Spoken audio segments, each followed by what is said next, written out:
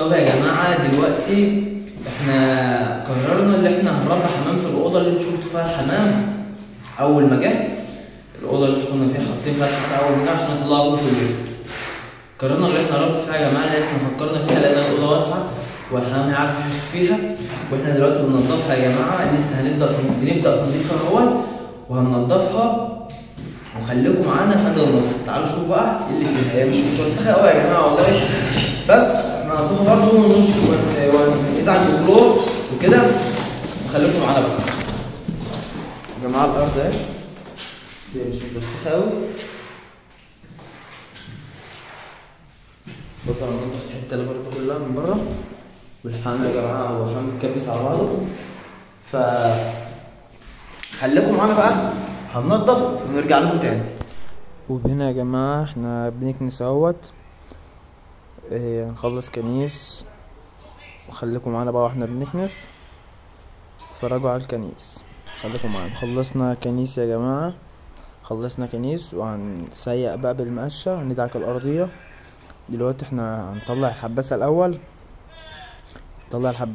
وهنطلع الحاجة اللي موجودة على الأرض ماشي عشان نسيق ونكب مية وإريال وكلور وكده. هي الأرض نضيفة يعني مش محتاجة تعقيم يا جماعة. عشان نصطاد الصوت بس انا اتكلمت عشان ما كانش باين الصوت قوي.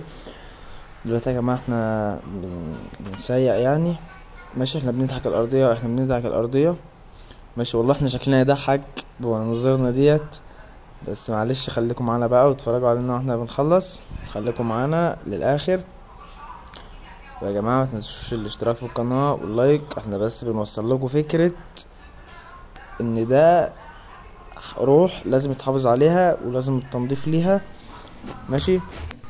كده يا جماعة نكون نضفنا وخلصنا الأرضية ونضفنا برضو الأرضية طبعا يا جماعة زي ما انتم شايفين ونضفنا الحيطان زي ما قلنا لكم، العنكبوت والتراب وكده يعني. الأرضية نضفت اهيت، وبس الحروف سمرة مش وساخة، الحروف سمرة من المية بس مش أكتر. خليكم معانا بقى لحد الآخر.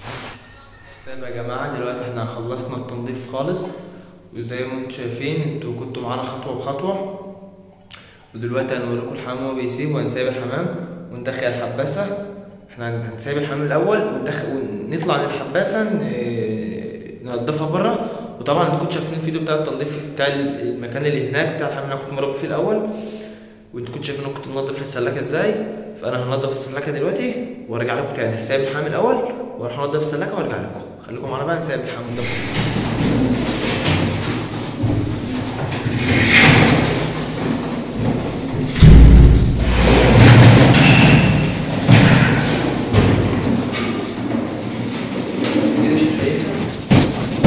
يا جماعة احنا بنطلع الحمام اهوت، والحمام شكله حب القعدة السبب بيطلع ده مش عارف، شكله حب قعدة حب السلاكة وحب الحر انتوا ما تنسوا بعض.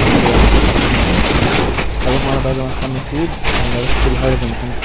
يا جماعة دلوقتي احنا خلصنا تنظيف، وبس عايز اوصل لكم فكرة ان انت لازم تنظف حمامك وتطهر حمامك عشان البكتيريا وعشان الدبان اللي بيجي في الحمام والحشرات اللي بتيجي في الحمام ديت. ده يعني ده سبب من الاسباب بس مش اكتر يعني. مش لازم احكي الاسباب كلها دلوقتي يا جماعه. يعني لازم تنظف لحمامك، ضروري تنظف لحمامك يا جماعه. وانا بوصل لكل غاوي صغير او كبير، لازم تنظفوا لحمامكم يا جماعه. نظفوا لحمامكم يا جماعه عشان ما تندموش في الاخر يا جماعه. في فيديو هينزل لكم عن اضرار واسباب البكتيريا لقلة التنظيف، عشان لما انا اقول لك تنظف تمام.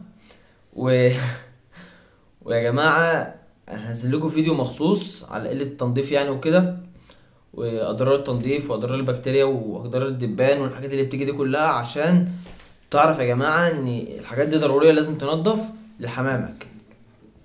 ويا جماعة يكون كده الفيديو انتهى معاكم، وما تنسوش الاشتراك في القناة عشان يوصلكم كل جديد واللايك. ويلا سلام.